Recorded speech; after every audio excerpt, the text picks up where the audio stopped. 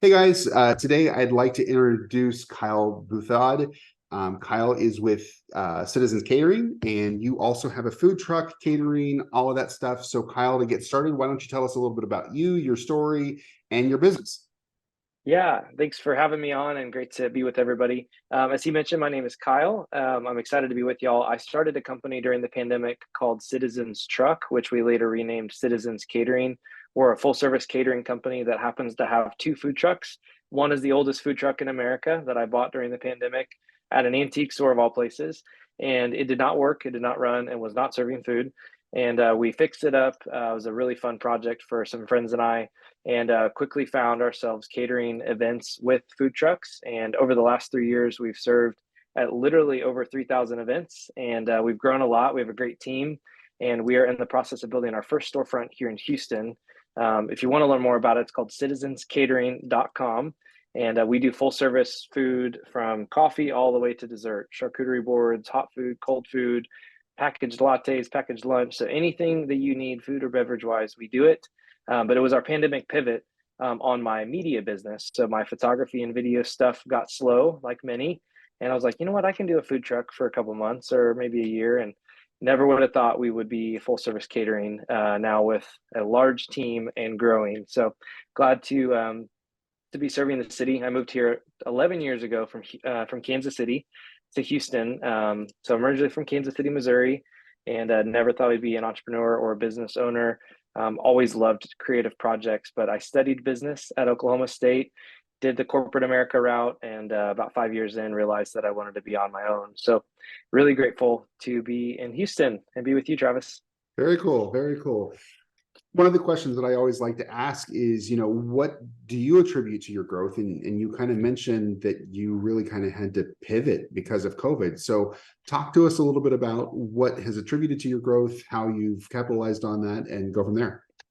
Yeah, I think there's a couple of reasons for our growth, and we're unique because we are really a community brand. So we're community focused and client facing. We're not just a typical caterer like a Jason's Deli or a mom and pop here in Houston. There's so many great, we're a city of food, and so we fit right into that scene. But I would say I'd attribute our growth to a few things. One is having a great community outreach side.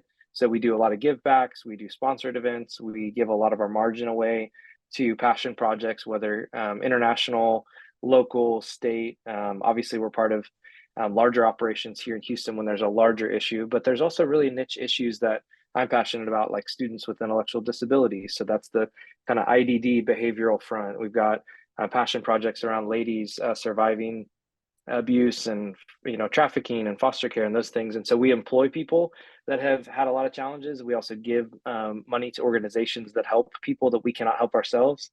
And so that's a big part of our success, is because it feels good to give back, not only on our side, but when you book with us, you know that you're doing a good thing. And then secondly, I think some of our success is creative marketing. We leverage my dog of all things to be a brand mascot. Every good company has an icon or a mascot, and so that's her for us.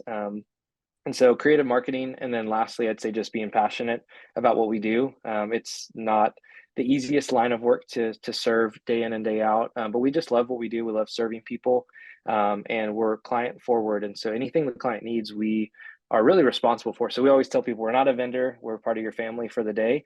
So if you hire us for your wedding, we're not going to just show up and leave. If you're running late, then family doesn't just leave, family stays. And so I'd say community, creative marketing, and then just being passionate and being aligned with the client is great. Awesome. You mentioned something that I'd like to talk a little bit more about. I've worked for some very, very large global companies, and one of the things that I've been blessed that all of those companies were very much involved with was in community service and Oh giving yeah. back and doing things like Habitat for Humanity and Hmm. things like that. With your organization, how have you decided on um, the organizations that you're going to work with? Is it a matter of you see a need and you try to fill it? They've approached you. How are you finding those organizations and working with them? Yeah, so it's interesting because of my role in media, so photography, video, photo booth, kind of that space of creative content. and documentation. A lot of the organizations I already do media work for are here in town and need additional help. Having worked at both ConocoPhillips and Phillips 66, and then two larger nonprofits, like very, very large $1 million organizations, I got to see the front line of nonprofit space. So you've got Habitat, United Way, anything tied to hurricanes and very large relief efforts. Those are incredible needs and very much required of our community to lean in on the biggest players. But also there's a responsibility that we have not only as small businesses but as corporations to look out for the ones that are high impact but low dollar. So you've got someone who's making, or an organization who's making big moves in intellectual disabilities, or making big moves in foster care or adoption or anti-trafficking. Like these are movements that are never going to go corporate because of their ability to reach people. And just culturally, it's kind of like, oh, I don't know if an oil company can get behind that. Not because we're not passionate about surviving a hard thing, but it's just not as easy. And so my passion is finding those that are extremely high impact but don't have the dollars that they need, because you can go a lot further when you have a small business or a person or something behind you. So a lot of them were, like as you mentioned, are not typical kind of corporate level engagements. And so some of them are former clients, and I'm still getting to do photo and video and website stuff for these guys. And the other ones are like, hey, I'm, a gentleman I met at a farmer's market during the pandemic said, told his daughter, if by the time you get to working age, we can't find you a job, we will build you a company, because she has intellectual disabilities. So he up and went and left his oil and gas and energy job, as it's now coined, the energy business. And so they made a company where she can employ her friends that are not really employable by the normal working sector. And so, it's like, oh man, we got to support them. So we created a dog treat line out of their product, rebranded some of their great assets. And, it's just really leveraging connection. So for us, we're out in the community a lot, 7 days a week serving. And so we're always looking for who is the next high impact nonprofit, because if we can photograph for them, if we can make a video, if we can serve food with them, if we can raise money on their behalf, we're all in. So I have to ask a question, and you speak about the community service and the nonprofits that you work with such passion. I think I know the answer to this, but it's almost the chicken or an egg type of thing. What comes first to you, the community service and the community involvement and being able to serve the community, and therefore having a business that financially sustains that? Or was it building a business that was highly profitable, highly successful, that you could then go do these other things with? Great question. And there's different mindsets. And so I think some folks listening might go, I want to work a good corporate job, or I want to have a franchise or sell something or do whatever to have a lifestyle where it's part of my lifestyle. And then you got the other piece, as you mentioned, the chicken or the egg, is I want to help people. Let me build something around helping them, or let me withhold my own earnings in some ways so that way I can do more. I will say, when I left corporate America, I didn't realize the shift that I was really making, because I not only chose a really quick exit from energy, which was not only a selfish thing, but also an opportunity for me to go into entrepreneurship very quickly with some friends. And so I didn't really run the numbers and sit down and go, okay, well, I've got a home and a wife and kids. And I was like, well, I'm single. I'm 26 or 7 or whatever it was. And I'm just going to jump. And hopefully this parachute of whatever I have is enough to catch me. And both my faith and my family and my friends were enough to kind of hold on in that season. So for me, I really kind of took the chicken and the egg and jumped from this corporate plane and said, well, I don't have enough to give, but I'm also passionate enough to know that I can't just give everything and not live on what's next. But I will say I did start Citizens during the pandemic as a way to raise money for nonprofits exclusively. And that's what we marketed, 100% of profit, everything. And then about 6 or 8 months in, we had done hundreds of events, not just a few, but hundreds of. I mean, at one point we're like, I think we served like 400,000 people. Okay, where's our break even? Oh, we don't know what it is.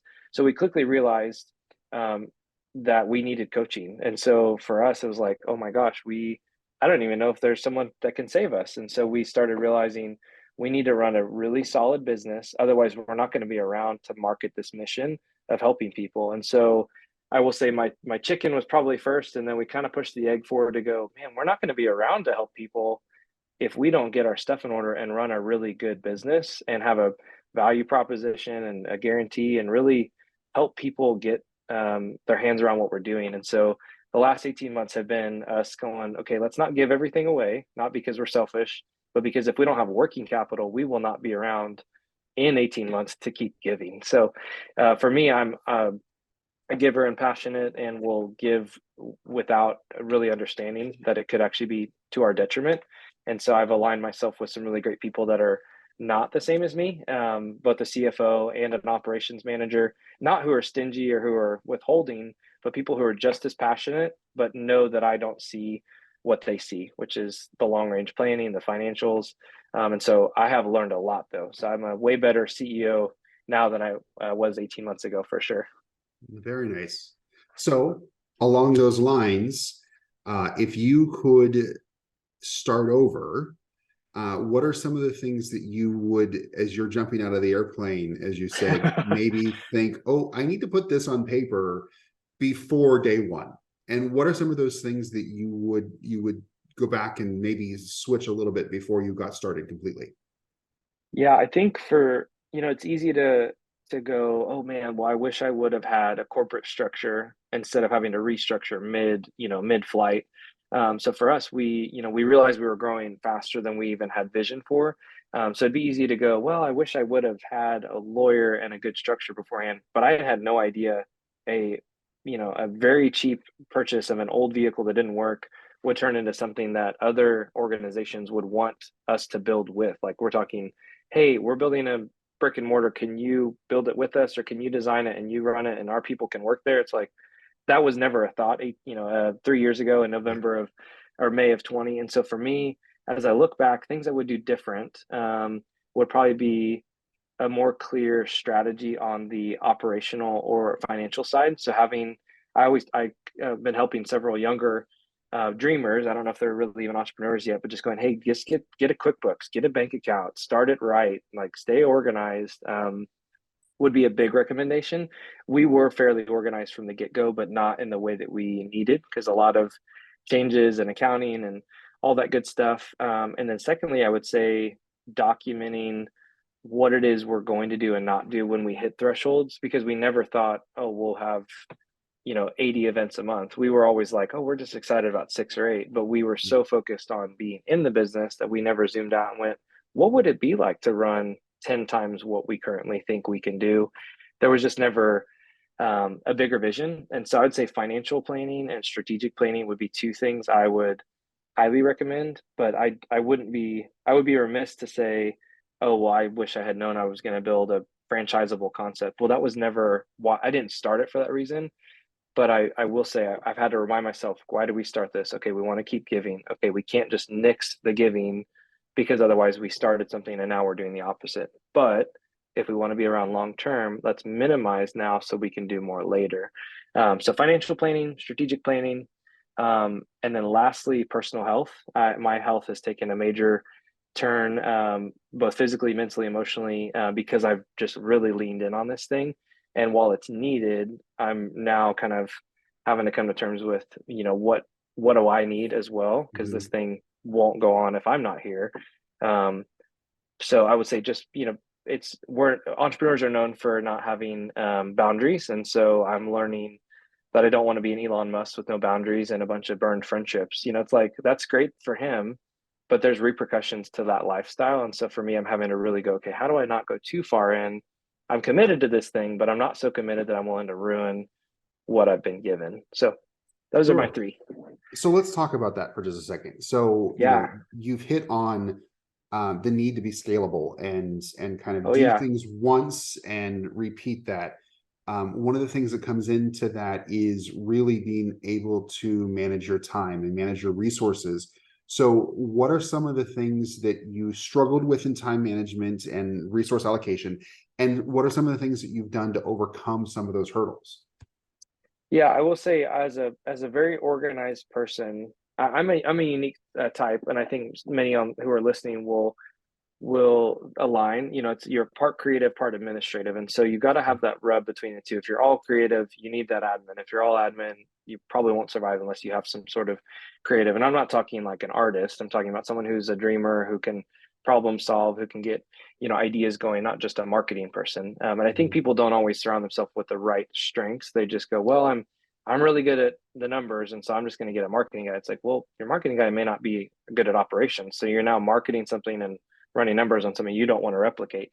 So for me, I would say we had to really get clear as to what my duties were and were not. And so every time my plate gets full again with stuff that I'm not the strongest at or not passionate about, or that is sucking my time more and more and more as we grow, going, okay, how do we delegate that through project management, through time management? So things as easy as I was sharing on a podcast about systems. I love systems. I love being the right hand person to a visionary. And so I'm in a unique role because I've been the right hand to 8 or 10 leaders here in Houston, and so Mhm. I've seen the good, the bad, the ugly, and been a little close to some of the fires. But I will say systems are really important. So if you're not on project management, there are free resources, Asana, Monday, Google Drive. Get you a Google Sheet, do something, a color coded calendar, so oh, I have a lot of red on my calendar. That's all financials. Or, oh, I have a lot of blue. That's a lot of socializing. I have a lot of purple. That's a lot of, it's too much community involvement. So I look at my calendar and go, okay, green is business development. Red is hard logistics, where I'm physically driving a food truck. I'm prepping for an event. Mhm. Yellow is anything photography. That's my passion. So if my week is full of passion and no business development, guess what? The next week we're gonna have issues with payroll. Yeah. And so for me, color coding and systems management. So project management, dumping my brain every day for the team to see, oh, you're wanting to shift the fall menu. Oh, next season, you don't want to run 80 events in a month. Okay, so we're going to set a threshold. And so project management, good communication. We use WhatsApp, which is a great free resource. Some people use Slack, other people use Teams, all kinds of stuff. But if you don't have a communication tool, a project management tool, and a calendar tool, you are doing something wrong. Very cool. Very cool. Um, where do you see yourself in 5 years? I see myself in 5 years leading a really agile, fun, and creative team of people who are passionate about, yes, the community, but also about business. I've really, really found in the last 6 months that leading a team is its own thing, and it's hard. And a mentor recently said, "Pick your hard." And so it's like, well, life's hard, so let's have fun doing it. And so I really want to build a strong team that's passionate about their personal skills, leadership skills, the community, but also making a difference. So we can be a caterer all day, but we're also not trying to be the next big, chain here in town either. And so finding what is our niche. So I would guess in the next 5 years, we would have a storefront that is not only a flagship, but also very different than anything Houston and the state has seen. Maybe a great office that's there that community leaders can meet at, an event space that we're continually hosting events that are supporting not only the community, but supporting people so they can come work. I would say last summer, I kind of had this thought of what would it look like to be a good employer? That's not something I ever thought, that wasn't a thought I had, but you don't think about being an employer until you have people that are either causing issues or until you're loving it. And so it's like, oh man, how do we be a good place to work that takes care of people? And the culture is not only you say they're a priority, but then you make them a priority. So in 5 years, a great store, a good team, having fun, maybe having a day off a week would be awesome. Whether that's a Wednesday afternoon or something, because when you're in events, the weekends are not your own. Yep. From Thursday to Monday, you're not going anywhere. Um, Yes. last question. Any, and you already hit on one of these. You had a mentor that told you to pick your hard. Any other things, any other words of advice that you would give other budding entrepreneurs, anybody in the space that is looking to get into business for themselves? A couple of words of advice for them. Yeah, I think there's a lot to know when you're stepping out, and whether you jump out of a plane like I did with the parachute and go, "Well, I'm leaving corporate America. I don't have a plan," or you're like, "Hey, I that's not an option because you have a family or you have numerous, constraints like mortgages or aging family or a special needs child or things like that that are I didn't have to consider."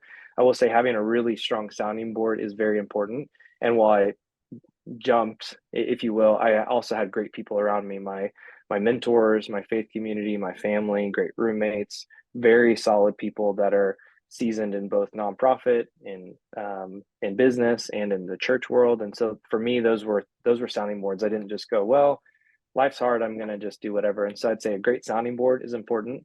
Having really good systems to support you where you can't support yourself. If you're not organized, then there are tools to help you. And then for me, just knowing that it's a very physically and mentally challenging thing. And so staying organized, but also listening to great podcasts, going to events where you feel inspired, getting coaching, getting support.